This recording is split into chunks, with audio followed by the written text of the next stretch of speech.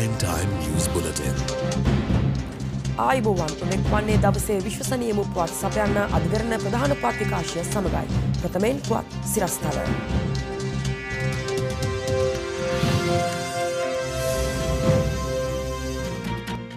තොණ්ඩමන්ගේ සහ දිගම්බරම්ගේ ආධාරකරුවෝ ගැටේ. කුරුණෑගල මැතිවරණ නීති උල්ලංඝනය කිරීම ඉහළට. වැලිවේරියට එජාපය ජාත්‍යන්තර පරීක්ෂණයක් ඉල්ලයි. ස්වාධීන ජාත්‍යන්තර පරීක්ෂණයක් අවශ්‍යයි.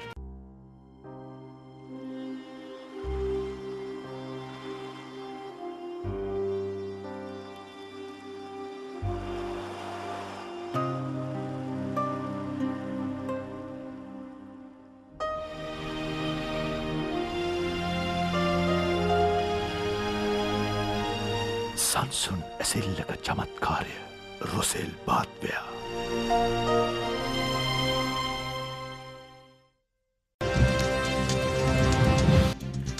ලංකා කම්කරු කොංග්‍රසයේ ආධාරකරුවන් පිරිසක් සහ ජාතික වතුකම්කරු සංගමේ ආධාරකරුවන් පිරිසක් අතර අද පස්වරුවේ හැටන් ප්‍රදේශයේදී ගැටුමක් හටගත්තා.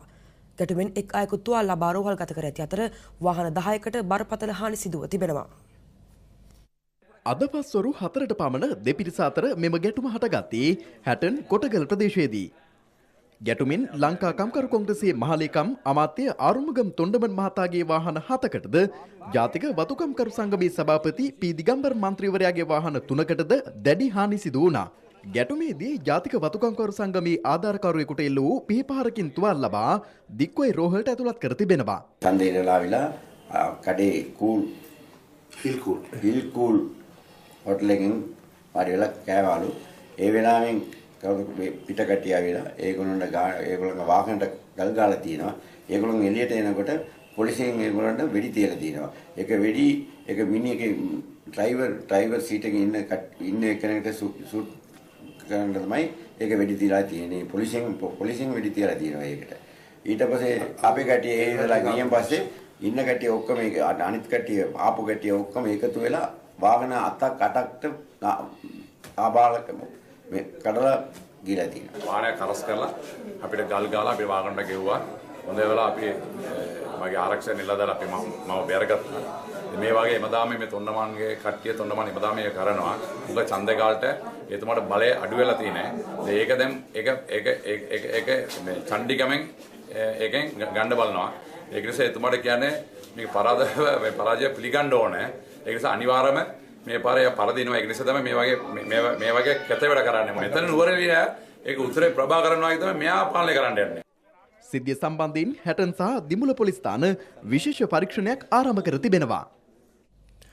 උතුරු මධ්‍යම සහ වයම් පළාත් සභා ඡන්ද විමසීම් වලට අදාළව මැතිවරණ නීති උල්ලංඝනය කිරීම පිළිබඳ පැමිණිලි 137ක් අද දින වන විට ලැබී ඇතැයි මැතිවරණ මහලේකම් කාර්යාලය පවසනවා. මැතිවරණ නිරීක්ෂණ සංවිධාන පවසන්නේ වයම සහ මධ්‍යම පළාත් වලින් වැඩි වශයෙන් මැතිවරණ නීති උල්ලංඝනය කිරීම සහ ප්‍රචණ්ඩ ක්‍රියා ඔවුන් වෙත වාර්තා වී ඇති බවයි. උතුරු මධ්‍යම සහ වයම පළාත් සභා ඡන්ද විමසීමට අදාළව මේ වන විටත් අපේක්ෂකයින් ප්‍රචාරක කටයුතු ආරම්භ කර තිබෙනවා. පැෆරල් සංවිධානයේ නිරීක්ෂණයන්ට අනුව මේ වන විට මැතිවරණ නීති උල්ලංඝනය කිරීමේ සිද්ධි වැඩි වශයෙන් වාර්තා වී ඇත්තේ වයම පළාතෙන්. සිද්ධීන් වල ස්වභාවය ගත්තොත් මම හිතනවා අපිට වැඩිම සිද්ධීන් ප්‍රමාණය වාර්තා වෙන්නේ කුරුණෑගල දිස්ත්‍රික්කයෙන්. මේ සියල්ල අවාසනාවකට වගේ එකම දේශපාලන ධාරාවේ අපේක්ෂක අතර ඇතිවෙච්ච ගැටුම් හැටියට තමයි අපි දකින්නේ. ඒ අතර කැෆේ සංවිධානයේ පවසන්නේ සාපේක්ෂව උතුරු පළාතේ මැතිවරණ නීති උල්ලංඝනය කිරීම වල අඩුවක් දක්නට ලැබෙන බවයි. මේ ඉතාමත් යහපත් ප්‍රවණතාවයක් විදිහට දකිනවා. දකුණේ ජනතාවට විශේෂයෙන්ම වයඹ කුරුණෑගල දිස්ත්‍රික්කයේ නිකවැරටියේ ජනතාවට මන්නාරම දිස්ත්‍රික්කයේ හෝ වවුනියාව දිස්ත්‍රික්කයේ මැතිවරණ ප්‍රචාරක කටයුතු සිදු කරන ආකාරය ඉතාමත් හොඳ ආදර්ශයක් සපයනවා. මැතිවරණ මහලේකම් කාර්යාලයේ දත්තවලට අනුව ලැබී ඇති මැතිවරණ නීති උල්ලංඝනය කිරීම පිළිබඳ පැමිණිලි 137න් 43ක්ම වාර්තා වී ඇත්තේ වයඹ පළාතේ කුරුණෑගල දිස්ත්‍රික්කයෙන්. ලැබුණු පැමිණිලි සැලකිල්ලට ගනිමින් එම දිස්ත්‍රික්කයේ පිහිටුවා ඇති සියලු නීති විරෝධී පක්ෂ කාර්යාල ඉවත් කිරීමට පියවර ගන්නා ලෙස මැතිවරණ කොමසාරිස් මහින්ද දේශප්‍රිය මහතා ඊයේ සියලු පොලිස් ස්ථාන වෙත දැනුම් දී තිබෙනවා. මැතිවරණ මහලේකම් කාර්යාලයේ වාර්තාවලට අනුව රාජ්‍ය දේපල අයිතු ලෙස භාවිත කිරීම පිළිබඳ පැමිණිලි 28ක්, ස්ථාන මාරු කිරීම, පත් කිරීම සහ උසස් කිරීම සම්බන්ධයෙන් පැමිණිලි 10ක් හා ප්‍රචණ්ඩ ක්‍රියා පිළිබඳ පැමිණිලි 10ක් ලැබී තිබෙනවා. මැතිවරණය සම්බන්ධයෙන් පවතින තත්ත්වය පිළිබඳව අද පැවති ආණ්ඩු පක්ෂ සහ විපක්ෂ මාධ්‍ය සාකච්ඡාවලදී මෙලෙස අදහස් පළ වුණා. අපි අපේ පළවෙනි සමීක්ෂණය අවසන් කරලා ඉන්නේ. වයඹ පළාතේ මැතිවරණ කොට්ටාස 19ම ස්ථිර වශයෙන්ම සන්දානය අති විශිෂ්ට ආකාරයෙන් ජයග්‍රහණය කරනවා. මධ්‍යමට අපි හැරුණොත් මැතිවරණ කොට්ටාස 21න් යම් මට්ටමකට අභියෝගයක් විදියට හෝ එන්න පුළුවන්කමක් ප්‍රදර්ශනය වෙලා තියෙන්නේ එක මැතිවරණ කොට්ටාසකට විතරයි. උතුරු පළාතට හැරුණොත් මේ මැතිවරණ කොට්ටාස 14න් නිසකවම එක්සත් ජනතා නිදහස් සන්ධානයේ මැතිවරණ කොට්ටාස 4ක ජයග්‍රහණය සහතික කරලා තියෙනවා. ආණ්ඩුව මැතිවරණ නීති කැඩීම සුපුරුදු පරිදි ආරම්භ වෙලා තිබෙනවා. රජයේ වාහන, රජයේ දේපල සුපුරුදු පරිදි පාවිච්චි සිදු වෙමින් තිබෙනවා. මෛත්‍රීපාල සිරිසේන ලේකම්වරයා කිව්වා අපි අපේක්ෂකයෝ යම්කිසි වැරද්දක් කරොත් මැතිවරණ නීති උල්ලංඝනය කරොත් වහාම දඬුවම් දෙනවා විනය පරීක්ෂණ පවත්වනවා කියලා. ඉතින් අද ඕන තරම් මැතිවරණ නීති කඩනවා. මේ නීති විරෝධී මැතිවරණ ක්‍රියාවලිය පිළිබඳව ක්‍රියාමාර්ග ගන්න මේ එක්සත් සන්ධානයට හැකියාවක් නැහැ. ඒ සියලුම පළාත්වල අපේ අපේක්ෂකයින් සංවිධායකවරු මැති ඇමතිවරු ඒ සෑම කෙනෙකුටම ඊ타මත්ම දැඩි ලෙස උපදෙස් දීලා තිබෙනවා, අවධාරණය කරලා තිබෙනවා. අනිවාර්යයෙන්ම ඊ타ම විනයගරුක හික්මීමකින් යුතු සාමකාමී මැතිවරණයකට කැපවිය යුතුයි කියන කාරණාව. අපි ඉල්ලීමක් කරනවා විශේෂයෙන්ම සන්ධානයේ අපේ අපේක්ෂකයන්ගෙන් මේ විභාගය කරන දරුවන්ට ඒ විභාගයේ උත්තර පරීක්ෂා කරන පරීක්ෂකවරුන්ට කිසිම බාධාවක් ඇති වෙන ආකාරයට තමන්ගේ ප්‍රචාරක කටයුතු කරගෙන යන්න එපා. කවුරු හරි පෙළපාලයක් කියපේනවා නම් මධ්‍යස්ථානයක් ඉදිරිපිට ඒ පෙළපාල යන දේශපාලකයා ඒ ඉස්කෝලේ ඇතුළට ගෙනල්ලා දන ගැස්සුවා. අපි ඒක අනුමත කරනවා මිසක්ක ඒකට එරෙහි වෙන්නේ නැහැ. වැලිවේරියේ පසුගියදා ඇති වූ ගැටුම්කාරී සිද්ධිය සම්බන්ධයෙන් සාධාරණ ජාත්‍යන්තර පරීක්ෂණයක් අපේක්ෂා කරන බව එක්සත් ජාතික පක්ෂය පවසනවා. එම සිද්ධිය සම්බන්ධයෙන් යුද හමුදාවද මේ වන විට පරීක්ෂණයක් ආරම්භ ඇති අතර අද පැවති මාධ්‍ය සාකච්ඡාවලදී ආණ්ඩුවෙන් සහ විපක්ෂයෙන් ඒ පිළිබඳ අදහස් පළ වුණා. වැලිවේරියේ ඇති වූ ගැටුම සම්බන්ධයෙන් යුද හමුදා පරීක්ෂණ කණ්ඩායමක් හමුවේ කරුණු දැක්විය හැකි බවට ලැබුණු දැනුවත් කිරීමක් අනුව එහි ජනතාව ඊයේ වැලිවේරිය පොලිසිය වෙත ගියත් එවැනි සාක්ෂි එක්රැස් කිරීමක් සිදු වූයේ නැහැ. ඒ පිළිබඳ විමසූ විට යුද හමුදා මාධ්‍ය ප්‍රකාශක බ්‍රිගේඩියර් රුවන් වනිගසූරිය මහතා පැවසුවේ එවැනි අවස්ථාවක් පිළිබඳව පරීක්ෂණ මණ්ඩලය දැනුවත් කර නොතිබූ බවයි. එහෙත් ඕනෑම අයෙකුට එම මණ්ඩලය හමුවේ ප්‍රකාශ ලබා දීමට තවදුරටත් අවස්ථාව ඇතැයි යුද හමුදා මාධ්‍ය ප්‍රකාශකවරයා සඳහන් කළ අතර මෙම තත්ත්වය දේශපාලන වේදිකාවේ කතාබහට ලක් වුණා. අපේ රටේ අපරාධ නඩු විධිවිධාන සංග්‍රහයට අනුව සාක්ෂි කැඳවීමේ බලය තියෙන්නේ ඒ අදාළ පොලිසියට. එහෙම නැත්නම් ඇමතිවරයෙකුට ඒ හැකියාව තියෙනවා ඇමතිවරයෙක් විසින් පත් කරන ලද විශේෂ පරීක්ෂණ කමිටුවක් වෙත සාක්ෂි ලබා දෙන්න. ඒකත් ඇමතිවරයා විසින් ගැසට් නිවේදනයක් නිකුත් කළ යුතුව තියෙනවා. එහෙම නැතුව හිතුමනාපෙට හමුදාවට සාමාන්‍ය ජනතාව කැඳවන්න අයිතියක් බලයක් නැහැ. අපි විරෝධතා ව්‍යාපාරයක් කොළඹදී සංවිධානය කරා. ඒ විරෝධතා ව්‍යාපාරයේදී ඉදිරිපත් වෙලා හිටපු කණ්ඩායම් සංදේශයක් බාර දුන්නා ජනාධිපතිවරයාගේ කාර්යාලයට පොලිසිය ඉල්ලීම් පරිදි. ඒකට පැය 24න් පිළිතුරු දෙනවයි කියලා ජනාධිපති ලේකම් කාර්යාලයේ නිලධාරීන් කිව්වේ. හැබැයි අද වෙනතුරු කිසිම පිළිතුරක් නැහැ. ඒ නිසා අපි කියන්නේ තවදුරටත් ස්වාධීන ජාත්‍යන්තර පරීක්ෂණයක් අවශ්‍යයි. අපේ රටේ පද්ධතිය ඇතුලේ මේ පරීක්ෂණය අසාර්ථක නැහැ. ඒකට යම්කිසි අයිතියක් කර තියෙන්නේ එලිම මේ ජාත්‍යන්තර වශයෙන් ඉල්ලීමක් කරන්න. ඉතින් එහෙම මුකුත්ම නැති තත්ත්වයක් තුළ මම හිතන්නේ ඒක වෙන අරමුණක් ඇතුව කරන දෙයක් කියලා මම විශ්වාස කරනවා. එහෙම වැරදීමක් වෙලා තියෙනවා නම් ඒකේ වැරදීමක් වුණා කියලා කියනත් අපි කිසිසේත්ම පැකිලෙන්නේ නැහැ. දැන් මොහොතකට ඉඩ දෙන්න මේ පරීක්ෂණ කටයුතු සිද්ධ වෙන්නේ. කෙසේ වෙතත් යුද හමුදා පරීක්ෂණ මණ්ඩලයක් ජනතාවගෙන් කරුණු විමසීම සම්බන්ධයෙන් එල්ලවන චෝදනා පිළිබඳව අප යුද හමුදා මාධ්‍ය ප්‍රකාශකවරයාගෙන් විමසා සිටියා. යුද හමුදාපතිතුමා විසින් පත් කරන ලැබූ මූලික පරීක්ෂණ උත්සාවිය පත් කරලා තියෙන්නේ ශ්‍රී ලංකා යුද හමුදා පනතේ මූලික පරීක්ෂණ උත්සාවි රෙගුලාසු මාලාවන්ට අනුකූලවයි. මෙම සිද්ධිය ඇසින් දුටු අනෙකුත් සෑම පාර්ශවයකින්ම ප්‍රකාශ ලබා ගැනීමට මූලික පරීක්ෂණ උත්සාවියට ප්‍රතිපාදන තිබෙනවා. මූලික පරීක්ෂණ උත්සාවිය යනු කිසිවෙකුට දඬුවම් කිරීම සඳහා සිදු කරනු ලබන කටයුත්තක් නෙමෙයි. ඉතින් මෙහිදී සිවිල් ජනතාව හෝ මාධ්‍යවේදීන් හෝ වෙනත් කිසිම පාර්ශවයක් කලබල වීමටවත් බියවීමටවත් අවශ්‍ය නැහැ. මූලික පරීක්ෂණ උසාවිය ඉදිරියේ ප්‍රකාශ ලබා දීමට ජනතා ප්‍රශ්න සාකච්ඡා කර ප්‍රජාතන්ත්‍රවාදීව විසඳා ගැනීමට තමා සෑම විටම සූදානම් බව ජනාධිපති මහින්ද රාජපක්ෂ මහතා අවධාරණය කරනවා. නුවරඑළිය ග්‍රෙගරි වැව උද්‍යානයේ දෙවන අදියර විවෘත කිරීමේ අවස්ථාවට එක්වමින් ජනාධිපතිවරයා මේ බව කියා සිටියා. මහින්ද චින්තන ඉදිරි දැක්මට අනුව පියකරු පුරවරයක් හරිත ගම්මානයක් සංකල්පය මත ග්‍රෙගරි වැව උද්‍යානය සංවර්ධනය කෙරුණා.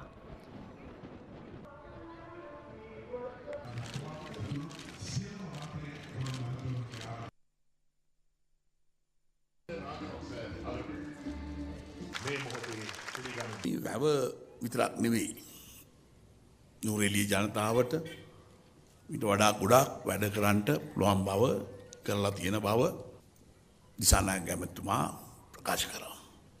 අපි විශේෂයෙන්ම මේ ප්‍රදේශයේ අපි දන්නවා අධ්‍යාපනයේ පැත්තෙන් ගත්තත් සෞඛ්‍ය පැත්තෙන් ගත්තත් මේ රටේ අනිකුත් පළාත්වලට වඩා මේ පළාත තිබුණේ ඊටාම පල්ලෙහා මට්ටම කිව්වොත් ඒක නිවැරදි.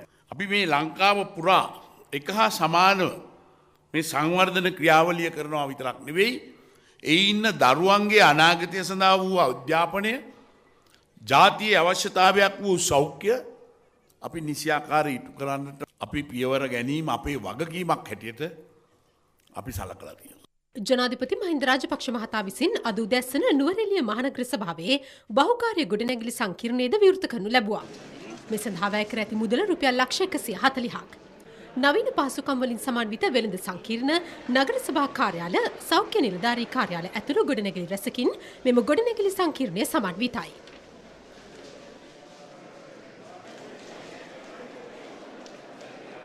තවත් තොරතුරු මේ විරාමයෙන් අනතුරුව. ශ්‍රී ලංකාවේ දැවැන්තම ප්‍රවෘත්ති ජාලය අද දෙරණ දැන් වැඩි දියුණු කරන ලද අතිනවීන Android සහ Apple applications සමග උණුසුම් පුවත් එසැනින් දැනගන්න. ඔබේ iPhone, iPad, Android phones සහ Android tabs මගින් අද දෙරණ ප්‍රවෘත්ති මෘදුකාංගය නොමිලේම ඩවුන්ලෝඩ් කරගන්න.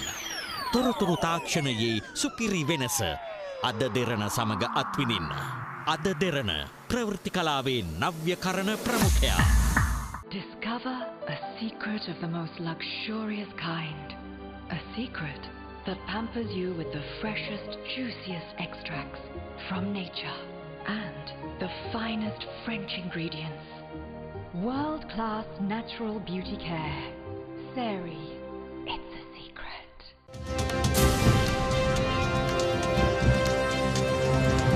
ඔබ නැවතත් අද දෙරණ සමගයි. මාතලේ මහේස්ත්‍රාත් අධිකරණය විසින් අද අපරාධ පරීක්ෂණ දෙපාර්තමේන්තුවට නොතීස නිකුත් කරනු ලැබුවා. ඒ මාතලේ සමූහ මිනිවල සම්බන්ධ නඩු විභාගයේදී ලබා දුන් නියෝගයක් නොසලකා හැරීම හේතුවෙන්. මාතලේ සමූහ මිනිවල සම්බන්ධ නඩු විභාගය යළිත් අද මාතලේ මහේස්ත්‍රාත් අධිකරණයේදී කැඳවනු ලැබුවේ මාතලේ මහේස්ත්‍රාත් අතිරේක දිසාවිනිසුරු සම්පත් ගමගේ මහතා ඉදිරියේදී. අද දිනෙත් දිවුරුම් පෙත්සම් 28ක් අධිකරණය වෙත ඉදිරිපත් කරනු ලැබුවා. පසුගිය නඩුවාරයේදී මාතලේ මහේස්ත්‍රාත් අතිරේක දිසාවිනිසුරු සම්පත් ගමගේ මහතා අපරාධ පරීක්ෂණ දෙපාර්තමේන්තුවේ නිලධාරීන්ට මෙම නඩු විභාගය පිළිබඳ තොරතුරු මුද්‍රිත හා විද්‍යුත් මාධ්‍ය තුලින් භාෂාත්‍රිත්වයෙන්ම මහජනතාව වෙත ලබා දීමට කටයුතු කරන ලෙසට නියෝග කර තිබුණා. එම නියෝගය නොසලකා හැරීම හේතුවෙන් අපරාධ පරීක්ෂණ දෙපාර්තමේන්තුවට අද මාතලේ මහේස්ත්‍රාත් අධිකරණය විසින් නොතීස නිකුත් කරමින් නඩු විභාගය නොවැම්බර් මාස 4 වෙනි දිනට කල් තැබුවා.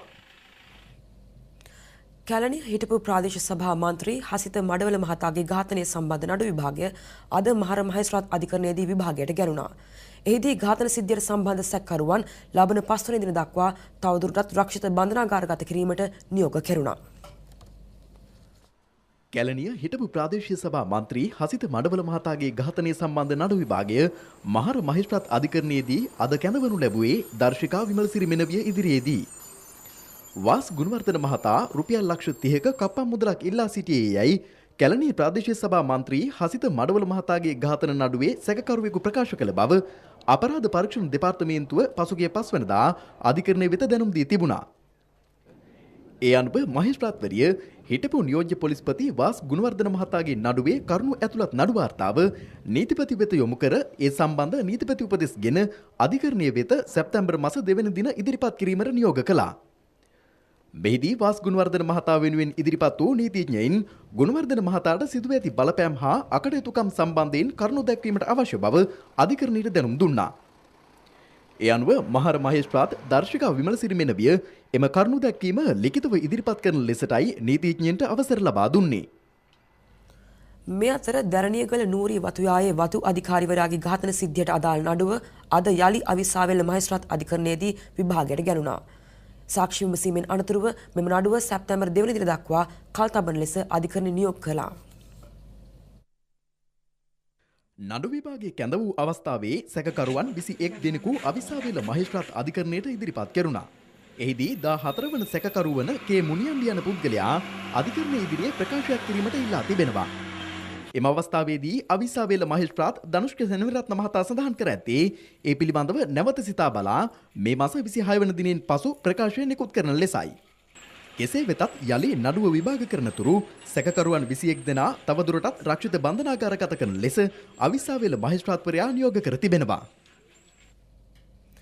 අධිකරණය විසින් ෆොන්ටේරා නිෂ්පාදන සම්බන්ධයෙන් කර ඇති වාර්ණ නියෝගයක් තමන් වෙත ලැබී ඇති බව ෆොන්ටේරා බ්‍රෑන්ඩ් ශ්‍රී ලංකා සමාගම අද නිවේදනයක් නිකුත් කරමින් ප්‍රකාශ කරනවා. ෆොන්ටේරා සමාගමේ සියලු නිෂ්පාදන අලවිය බෙදා හැරීම නියෝජිත මාර්ගෙන් අලවිය සහ ප්‍රචාරණ කටයුතු සහනම් කරමින් ගම්පහ දිසා අධිකරණයේ වාර්ණ නියෝගයක් නිකුත් කරනු ලැබුවේ පසුගිය සිකුරාදායි. මෙම වාර්ණ නියෝගය මගින් ෆොන්ටේරා බ්‍රෑන්ඩ් ශ්‍රී ලංකා නිෂ්පාදන අලවිය බෙදා හැරීම සහ ප්‍රචාරණය දින 14ක කාලයක් අතීතවා තිබෙනවා. කෙසේ වෙතත් මේ වන විට අලවිසැල්වල අලවියට තබා ඇති ෆොන්ටේරා නිෂ්පාදන සම්බන්ධයෙන් මෙම වාර්ණ නියෝගය බල නොපාන බව ෆොන්ටේරා ආයතනය නිකුත් කළ නිවේදනයේ සඳහන්. මෙම අධිකරණ ක්‍රියාමාර්ගයට ශ්‍රී ලංකා රජයේ කිසිම සම්බන්ධයක් නොමැති අතර එය සෞඛ්‍ය සේවා වෘත්තීය සමිතියක නියෝජිතයින් වන පාරිභෝගිකයින් තිදෙනෙකු විසින් ගත් පෞද්ගලික ක්‍රියාමාර්ගයක් බවද එම නිවේදනයේ සඳහන් වනවා. ෆොන්ටේරා බ්‍රෑන්ඩ් ශ්‍රී ලංකා සමාගම මෙම අධිකරණ නියෝගයට අවනත වන අතර එකේ වාර්ණ නියෝගය ඉල්ලා සිටීමේදී ඉදිරිපත් කර ඇති චෝදනා තරයේ ප්‍රතික්ෂේප කර සිටින බවද එම සමාගම නිකුත් කළ නිවේදනයේ දැක්වෙනවා. මේ අතර සමාගම් දෙකක ආනයනික කිරිපිටිවල සාම්පල් 7ක පරීක්ෂණ වාර්තා සෞඛ්‍ය අමාත්‍යාංශ වෙත ලැබී ඇති අතර අදාළ කිරිපිටි සාම්පල් වල DCD නොමැති බව තහවුරු කර තිබෙනවා. ඒ අනුව මෙතෙක් රේගෝ භාරය රඳවාගෙන තිබූ එම සාම්පල් වලට අදාළ කිරිපිටි තොග නිකුත් කිරීම සඳහා අවසර දීමට සෞඛ්‍ය අමාත්‍යාංශය තීරණය කළ බව අමාත්‍යාංශ ප්‍රකාශකයෙකු සඳහන් කළා. මහනුවර ශ්‍රී දළදා මාලිගාවේ ඇසළ පෙරහැර මංගල්‍යයේ සිව්වැනි රන්දෝලි පෙරහැර මේ වන විට වීදි සංචාරය ආරම්භ කර තිබෙනවා. ඒ පස්වරු 7:15ට යෙදුණු සුබ මොහොතින් උඩුවියන් සහ පාවඩ සහිතව දළදා කරඬුව හස්තියා මත තැන්පත් කිරීමෙන් අනතුරුව පෙරහැර ආරම්භ වුණා.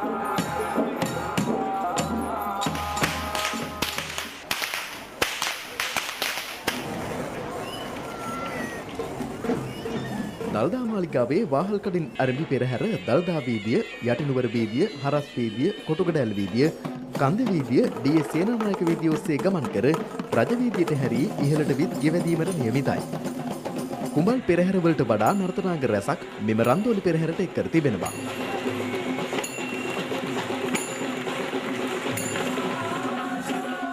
මෙම වසරේ පළමු වරට සිව්මහා දේවාල පෙරහැර අවසානයේදී එම දේවාලයන්හි රන් ආයුධ සහිත 12 වැඩම කරවීමද සිදු කෙරෙනවා. මහනුවර ඇසළ පෙරහැර මංගල්‍ය හෙට පැවැත්වන අවසන් පෙරහැරෙන් පසු සිදු කෙරෙන දියකැපීමේ චාරිත්‍රයෙන් නිමවට පත්වීමට නියමිතයි.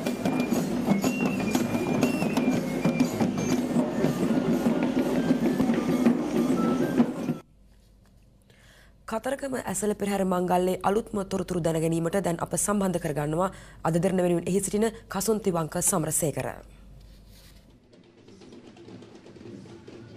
උඩරට පහතරට සබරගමු සියලු සංස්කෘතිකාංගයන්ගෙන් සමාලංකෘත වන ඓතිහාසික රුහුණු කතරගම ඇසළ මහා මංගල්‍යයේ 13 වන පෙරහරයි අද මේ ආකාරයෙන් විදි සංචාරය කරන්නේ. ඒ අනුව සුවය සවිය දෙන සුරිඳුනි කතරගම මේ 2013 වසරේ ඓතිහාසික වන්නා වූ මේ මංගල්‍යය තුල හෙට දවසේදී අවසන් මහ පෙරහර විධි සංචාරය කරන්න නියමිතයි. ඒ අනුව වාසනා හස්තිරාජයා විසින් දේවාභරණ වැඩම කරවන්නටත් කිරිවෙහෙර විහාරස්ථානයට අයත් සාලිය හස්තිරාජයා විසින් ධාතු කණ්ඩුව වැඩම කරවන්නටත් හෙට දවසේදී නියමිතව තිබෙනවා. මේ සියලු සත්කර්තවයන් සඳහා බැතිබර මාධ්‍ය දායකත්වය ලබා දෙන දෙරණ මාධ්‍ය ජාලය වශයෙන් අප සූදානම් හෙට දවසේදී ඓතිහාසික රුහුණු කතරගම ඇසළ මහා මංගල්‍යයේ පෙරහර වරුණ සජීව ලෙසින් රාත්‍රී 8 ප්‍රවෘත්ති ප්‍රකාශයෙන් අනතුරුව ටීවී දෙරණ ඔස්සේ ඔබට සමීප කරන්නට. ඒ වගේම කිරිවෙහෙර විහාරස්ථානයේදී හෙට උදෑසන 6ට අපි ආරම්භ කරන්න නියමිතයි. තවත් වැඩසටහන් කිහිපයක් ආගමික වතාවත් කිහිපයක් ඒ සියල්ල සජීව ලෙසින් ඔබට ගෙනෙන්නට ටීවී දෙරණ වශයෙන් අපි සැදී පැහැදී සිටින වගේ මේ අවස්ථාවේදී මතක් කළ යුතුමයි. එහෙමනම් හෙටත් හමු වන බලාපොරොත්තු ඇතිව අදට අපි ඔබෙන් සමුගන්නවා. උපාලි මිතිරිගල සමිත පෙදරචන සමගින් මම කසුන් තිවංක සමරසේකර ඓතිහාසික රුහුණු කතරගම ඇසළ මහා දේවාල පරිශ්‍රයේ සිට.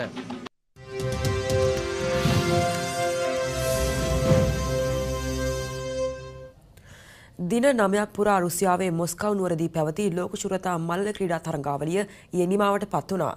රොන් පදක්කම් 7ක් දිනාගත් රුසියාව සමස්ත පදක්කම් සටහනේ පෙරමුණ ගැනීමට සමත් වූ අතර දෙවන ස්ථාන හිමි වුණේ රොන් පදක්කම් 6ක් දිනාගත් ඇමරිකා එක්සත් ජනපදයයි. ලෝක ශූරතා මල්ල ක්‍රීඩා තරඟාවලියේ අවසන් ඉසව් දෙක වූයේ මීටර 100 සහය දිවීමේ කාන්තා සහ පිරිමි තරඟයි. නව තරඟාවලි වාර්තාවක් බිහි කරමින් කාන්තා ඉසව් ජය ගැනීමට ජමයිකානු කණ්ඩායම සමත් වුණා. ඔවුන් වාර්තා කළ කාලය තත්පර 41.29ක්. එම ඉසව්වේ රිදී පදක්කම ඇමරිකා එක්සත් ජනපදයටත් ලෝකඩ පදක්කම මහා බ්‍රිතාන්‍යයටත් හිමි වුණා. ලෝක මල්ල ක්‍රීඩා පිටියේ විශිෂ්ටයා තමන් බව යළිත් වරක් තහවුරු කරමින් උසේන් බෝල්ට් ප්‍රමුඛ ජමයිකානු කණ්ඩායම පිරිමි මීටර 100 සහය දිවීමේ ඉසව්ව ජයගත්තා. එම ජයත් සමගින් බෝල්ට් මේ වන විට දිනා ඇති ලෝක ශූරතා මල්ල ක්‍රීඩා රන් පදක්කම් ගණන 8ක් දක්වා ඉහළ ගියා. Jamaica to victory. United States take second. 3 golds in Beijing, 3 golds in Berlin, 3 golds in London, and a hat-trick here again. මෙවර මීටර 100, 200 සහ මීටර 100 සහය දිවීමේ ඉසව් වලින් රන් පදක්කම් ත්‍රිත්වයක් හිමි කරගත් බෝල්ට් 2008 සහ 2012 ඔලිම්පික් උළෙලවලදීත් 2009 බර්ලින් ලෝක ශූරතා මල්ල ක්‍රීඩා තරඟාවලියේදීත් රන් පදක්කම් ත්‍රිත්වයේ බැගින් දිනාගෙන තිබෙනවා. Usain Bolt. මේ අතර ශ්‍රී ලංකාවේ නදීකා ලක්මාලි සහභාගී වූ හෙල්ල විසිකිරීමේ කාන්තා ඉසව්වේ අවසන් තරග ඊයේ සවස පැවැත්වුණා. එහිදී ඇයට හිමි වුණේ 12 වන ස්ථානයයි. කෙසේ වෙතත් සුසන්තිකා ජයසිංහට අමතරව ලෝක ශූරතා මල්ල ක්‍රීඩා තරඟාවලියක අවසන් තරගයක් නියෝජනය කළ එකම ශ්‍රී ලාංකිකයා ලෙස නදීකා ලක්මාලි ඉතිහාසයට එක්වනවා. ඒ සමගින් අද දෙරණ ප්‍රධාන උපත් විකාශය නිමවට පත් වනවා. ඔබට සුබ රාත්‍රියක්.